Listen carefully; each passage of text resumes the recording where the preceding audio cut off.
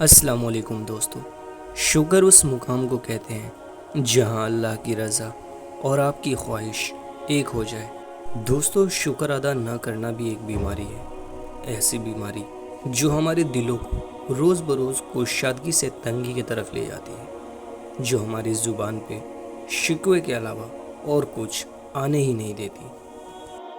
دوستو، جب آپ کسی کے راستے میں روشنی کرتے ہیں تو آپ کا اپنا راستہ بھی روشن ہو جاتا ہے۔ دوستو، لمبی امیدوں سے دور رہا کرو، کیونکہ وہ تمہارے پاس موجود نعمتوں کو حقیر بنا دیتی ہے۔ دوستو، دعاؤں کے روپ میں ملنے والی محبتیں بہت قیمتی اثاثہ ہوتی ہیں۔ دوستو، پردہ رکھنا سیکھیں، جیسے اللہ تعالیٰ نے ہمارے گناہوں کا پردہ رکھا ہوا ہے۔ دوستو، سیدھے راستے اور سیدھے لوگ اکثر لوگوں کو پسند نہیں آتے، اور جب اللہ کا کرم ہو جاتا ہے تو سالوں کی محنت کا پھل لمحوں میں ملنے لگ جاتا ہے۔ دوستو، زندگی مسلسل جدوجہد اور جستجو کا نام ہے، کیونکہ اللہ ہر پرندے کو رزق دیتا ہے مگر اس کے گھونسلے میں نہیں ڈالتا۔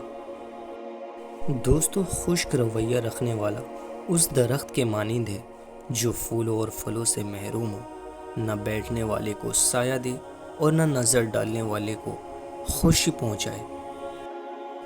دوستو، جب نیت کچھ اور ہو اور عمل کچھ اور ہو تو پھر قسمت بھی نہیں بدلتی۔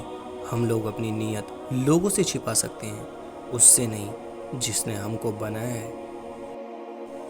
دوستو، حضرت علی نے ارشاد فرمایا، جو ذات رات کو درختوں پر بیٹھے پرندوں کو نیند میں گرنے نہیں دیتی، وہ ذات انسان کو کیسے بے یار و مددگار چھوڑ سکتی ہے۔ دوستو، ظلم اور والدین سے بدسلوکی دو ایسے گناہ ہیں جن کی سزا اللہ دنیا میں ہی دے دیتا ہے۔